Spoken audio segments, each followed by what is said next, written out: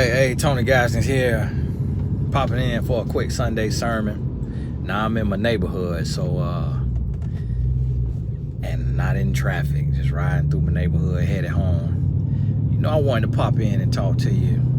Something that's been on my heart, and it's real crazy how we live in a world where we don't believe or have hope in one another, that we don't believe that there are good people. Men don't believe that there's good women, that there's faithful women. Women don't believe that there's faithful men.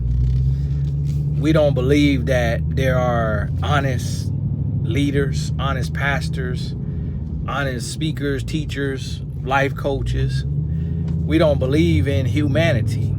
We don't believe that God is a redeemer and a changer.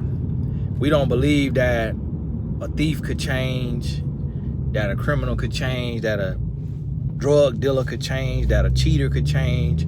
We don't believe that humans have the ability to change and to grow. We don't believe that certain races or genders can be honest, can be faithful, can be sincere and genuine. And that's a sad state to live in, sad state of mind to live in, sad place to be, in our lives. But the only thing we can control is what we do. It's how we play into the narrative, how we affect the narrative.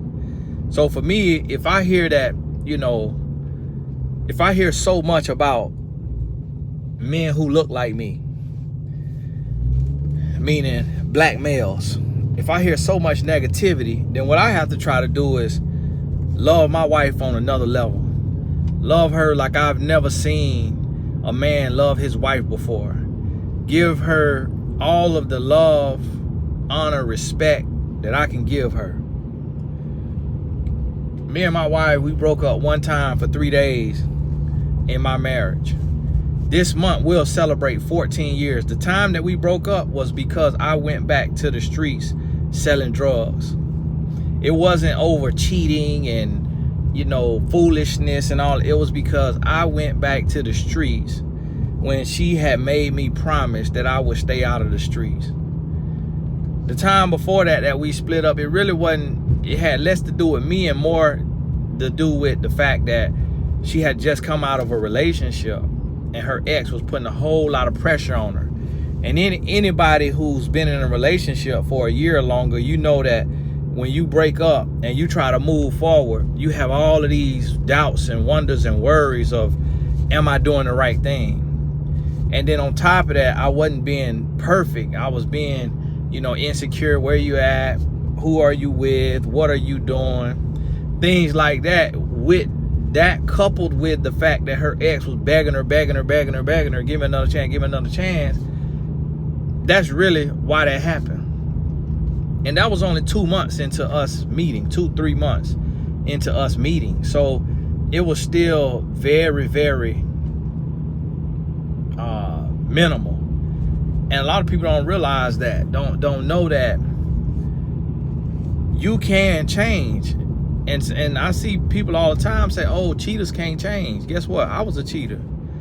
I was an absolute dog before I met my wife. And I changed. That's why I believe in God. That's why I believe in the redeeming power of Christ. I was a thief. The first time I went to jail was in the 9th grade for stealing out of the mall. I was a thief. Then I later was a drug dealer. I was a womanizer, and I changed. And so, but we don't believe that change is possible. And that's honestly why life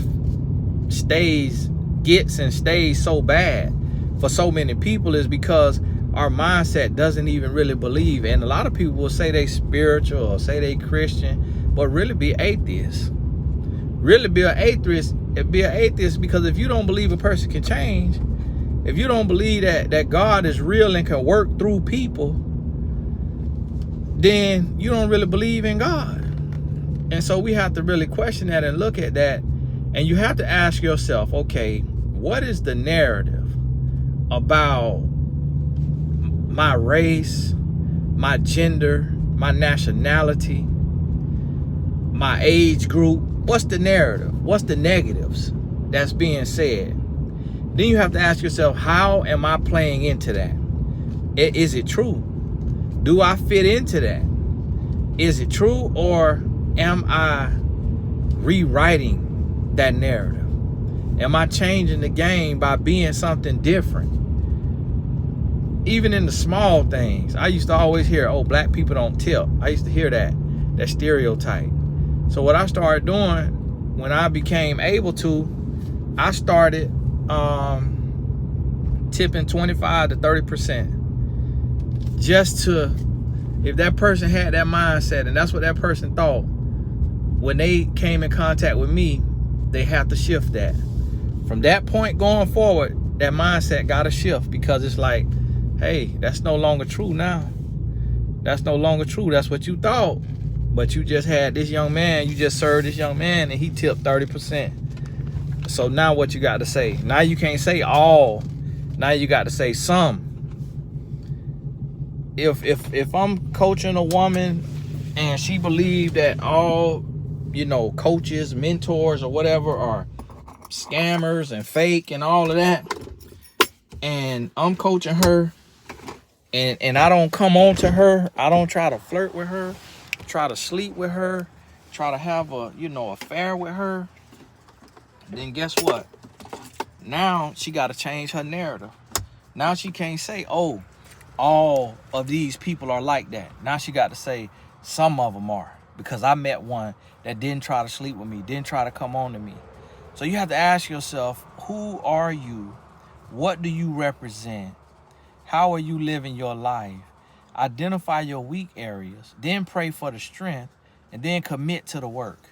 Commit to the work and make the changes that need to be changed. Hey, this is Tony Gaston. God bless you. We'll talk soon.